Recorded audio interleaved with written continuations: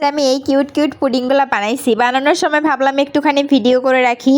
তো সেই জন্যই ভিডিও করে রাখলাম যে এই ছোট ছোট পুডিংগুলো কিন্তু ওয়ান টাইম যে বক্সগুলো আছে এগুলোতেই হচ্ছে আমি যে ছোট যে কাপ কেকগুলো সেল করি, ওই কাপ কেকের জন্যই আমি হচ্ছে এক প্যাকেট কাপ কিনছিলাম আর কি। এক প্যাকেটে 100টা কাপ ছিল আমার। ওখান থেকে কয়েকটা কাপ নিয়ে ভাবলাম যে কিউট কিউট জিনিসগুলো বানাইতে আমার ভীষণ ভালো লাগে। যেমন অনেকে হচ্ছে বড় বড় কেকের অর্ডার পেলে বড় বড় কেকের কাজ করতে অনেকের ভাল লাগে, কিন্তু আমার না ছোট ছোট অনেক কিউট কিউট জিনিসগুলো আমার ভীষণ পছন্দ।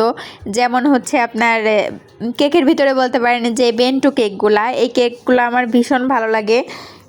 ছোট্ট ছোট্ট যে টাপ কেকগুলা, এই টাপ কেকগুলো বানাইতেও আমার অনেক বেশি ভালো লাগে। অনেকে আবার ভাবতে পারেন যে এই প্লাস্টিকের তো ওয়ান টাইম বক্সগুলো একদমই পাতলা হয়, এই কৌটাগুলো আর কি, এগুলা কি মানে গলে যাবে কিনা, না এগুলো গলবে না, তবে জন্য কিছু টিপস অ্যান্ড ট্রিক্স আপনাদের ফলো করতে হবে। আমি কিন্তু যখন ক্যারামেলটা ঢালছি, ক্যারামেলটা কিন্তু আপনারা দেখতেই পারছেন যে কিছুটা পাতলা ছিল।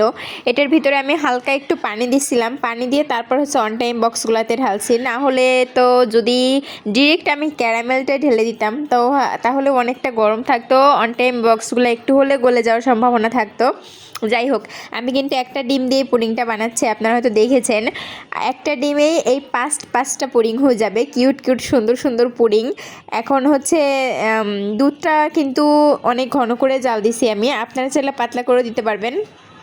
ক্যারামেলটা কিছুক্ষণ রেখে দিচ্ছিলাম, এটা যেহেতু একটু পাতলাই ছিল, একটু সেট হয়ে যাওয়ার পরে আমি হচ্ছে দুধ আর ডিমটা মিক্সড করে এটার ভিতরে ঢেলে নিচ্ছি। বেশ মাত্র 15 থেকে 20 মিনিটে হচ্ছে আপনার এত সুন্দর কিউট কিউট পুডিংগুলো রেডি হয়ে যাবে, দেখলে অবাকই হয়ে যেতে হয়।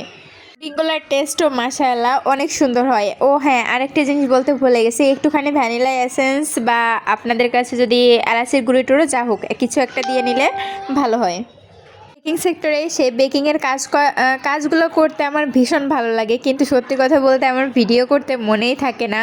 ও আরেকটা বিষয় আপনাদের সাথে শেয়ার করি, পানিটা একটুখানি গরম করে নেবেন, তাহলে ভালো হয়। আর যে পুডিংয়ের বাটিটা যে মোল্ডটার ভিতরে আমি দিছি, আমার হচ্ছে 8 ইঞ্চির একটা মোল্ড ছিল, সেটার ভিতরে আমার ওই 5টাই ধরছে, এই জন্য আমি 5টাই দিলাম।